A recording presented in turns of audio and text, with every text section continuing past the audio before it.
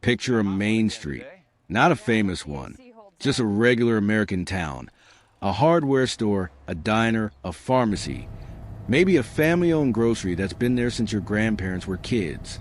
Now, picture the day a Walmart opened 6 miles outside of town. The parking lot is enormous. The prices are lower than anything on Main Street. And almost overnight, the foot traffic shifts. Now, picture what happens 15 years later when the Walmart closes. Because it does close. More than 150 Walmart stores have shuttered across the United States in the last decade. And what gets left behind is something most people never saw coming. And something the company that created the problem is under no obligation to fix. That's exactly what we're unpacking today. To understand what a Walmart closing does to a town, you have to understand what it did when it arrived. In the 1970s and 1980s, Sam Walton had a strategy that was almost surgical.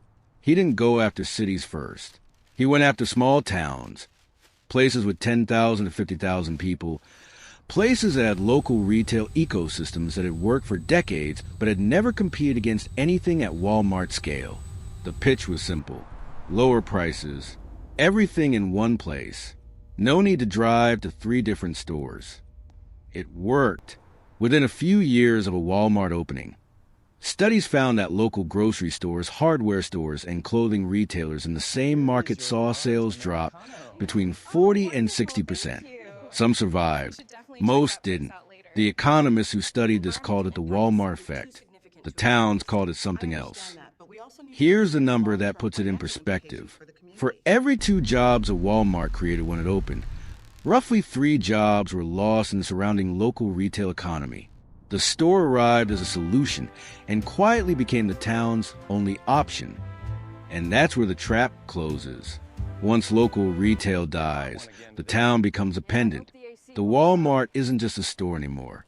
It's the pharmacy. It's the grocery.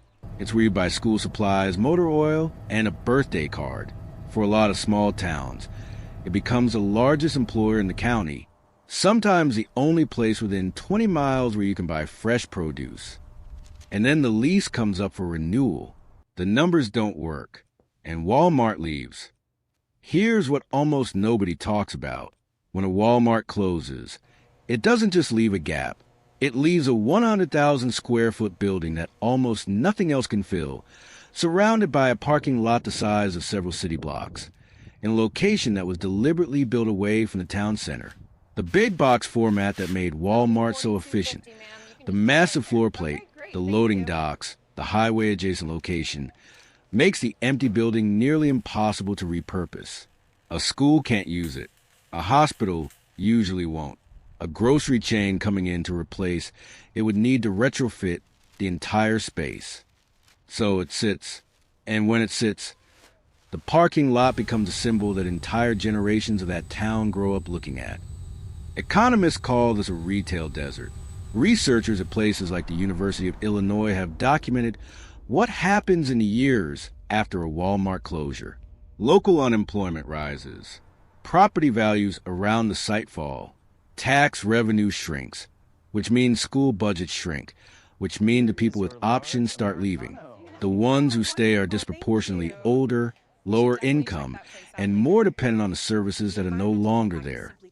In some towns, a single Walmart closure has triggered a decade-long economic decline from which they never fully recovered. And here's the detail that reframes everything. The towns that fought hardest to keep Walmart out in the 1990s, the ones that were called anti-progress, anti-jobs, anti-growth, many of them are doing better today. Their main streets still exist. Their local businesses, which were never destroyed, are still generating tax revenue, still employing local people, still keeping money inside the community. They didn't win by finding a better alternative to Walmart. They won by refusing to become dependent on it. There's something worth sitting with here. We didn't end up with retail deserts because Walmart was uniquely cruel. The company did what companies do. It found efficiencies, competed on price, and expanded until expanding stopped making sense. The story isn't really about a corporation. It's about what happens when a town hands its entire economic infrastructure to a single outside entity. and then act surprised when that entity leaves. The Walmart wasn't just a store. It was a bet. A bet that lower prices today were worth more than local ownership tomorrow. For a lot of towns, that bet made sense in 1987. By 2005, many of those same towns had no way to take it back. The building is still out there in hundreds of American towns. Empty, windows covered in paper, parking lot cracked and weedy. A 100,000 square foot reminder that convenience has a price, and that sometimes the bill arrives much later than you expected. If this kind of story interests you, there's a video right here about what happened to American main streets, and the one design decision in the 1950s that made them almost impossible to bring back.